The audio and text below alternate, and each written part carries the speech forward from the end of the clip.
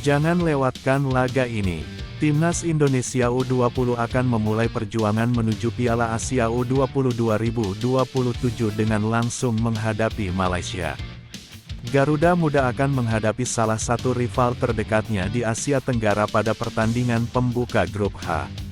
Dan yang membuat pertandingan ini semakin menarik, Indonesia tidak hanya harus menghadapi Malaysia. Setelah pertandingan tersebut, masih ada Laos dan Australia yang sudah menunggu. Artinya, sejak pertandingan pertama, Indonesia harus langsung tampil maksimal. Satu kemenangan bisa menjadi modal yang sangat penting untuk perjalanan berikutnya. Namun sebaliknya, jika kehilangan poin pada laga pembuka, tekanan bisa semakin besar karena setelah Malaysia masih ada 2 pertandingan yang tidak kalah berat. Lantas seperti apa persiapan Timnas Indonesia U20? Apa yang harus diperhatikan Garuda Muda ketika menghadapi Malaysia? Dan yang paling penting, kapan pertandingan Indonesia U20 melawan Malaysia akan dimainkan? Timnas Indonesia U20 kini bersiap menghadapi tantangan baru. Setelah melewati rangkaian persiapan dan pertandingan sebelumnya, fokus Garuda Muda kini mengarah kepada kualifikasi Piala Asia U20 2027. Indonesia tergabung di grup H bersama Malaysia, Laos, dan Australia. Grup ini tentu tidak bisa dianggap mudah. Malaysia merupakan rival regional yang sudah sangat familiar bagi Indonesia. Sementara Australia memiliki reputasi sebagai salah satu kekuatan besar di kawasan Asia Pasifik. Sedangkan Laos akan menjadi tuan rumah pertandingan grup H. Karena itu, Indonesia harus benar-benar mempersiapkan diri sejak pertandingan pertama. Targetnya tentu bukan hanya sekadar tampil. Garuda Muda harus berusaha mendapatkan hasil maksimal agar memiliki posisi yang kuat di klasemen grup. Pertandingan pertama melawan Malaysia menjadi sangat penting. Kenapa? Karena laga pembuka sering kali menentukan bagaimana sebuah tim menjalani pertandingan berikutnya. Jika Indonesia mampu menang, kepercayaan diri para pemain bisa meningkat. Namun jika hasilnya kurang maksimal, pertandingan berikutnya tentu akan menjadi lebih berat. Karena itu, Indonesia harus memulai pertandingan dengan konsentrasi penuh. Tidak boleh ada anggapan bahwa Malaysia merupakan lawan yang mudah. Pertandingan antara Indonesia dan Malaysia di level usia muda selalu memiliki tensi tersendiri.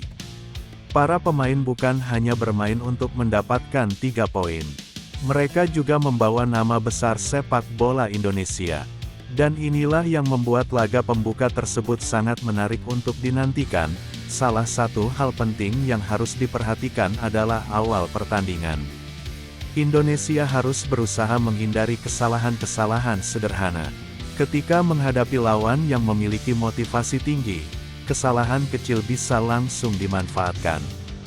Karena itu, komunikasi antar pemain menjadi sangat penting. Lini belakang harus mampu menjaga konsentrasi.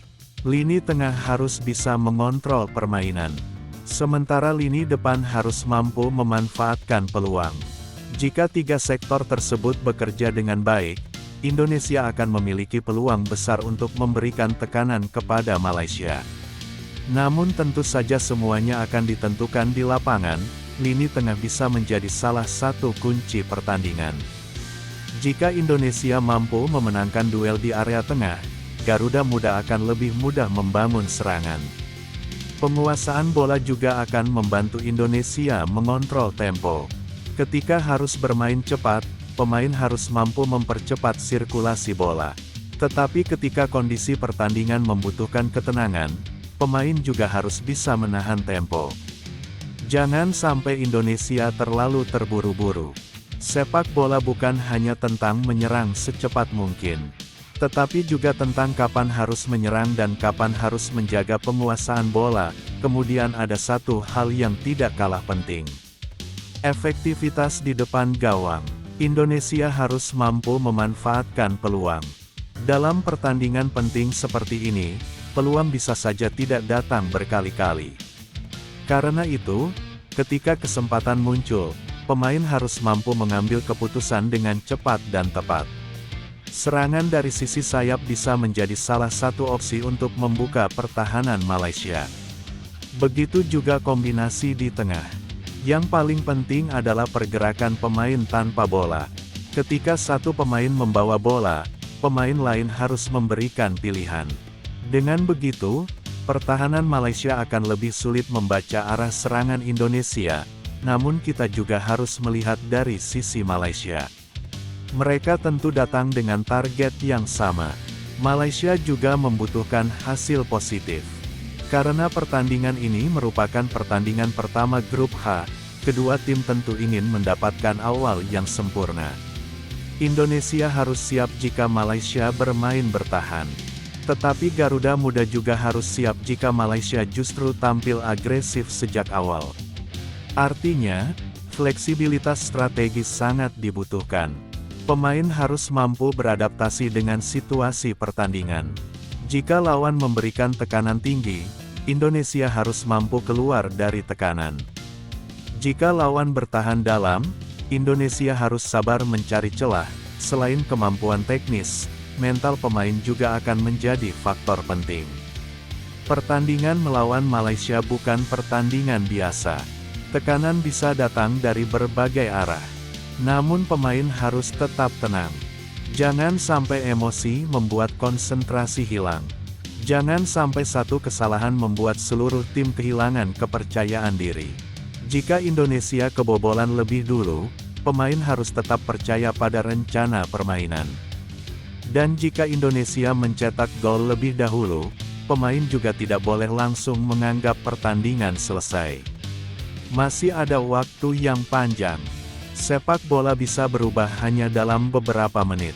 Karena itu, konsentrasi harus dipertahankan sampai peluit akhir. Kapan Timnas Indonesia U20 menghadapi Malaysia U20? Pertandingan tersebut merupakan matchday pertama grup H kualifikasi Piala Asia U20 2027. Indonesia U20 vs Malaysia U20. Senin, tanggal 31 Agustus tahun 2026. Garuda Muda akan memulai perjuangannya menuju Piala Asia U20 2027 dengan menghadapi Malaysia.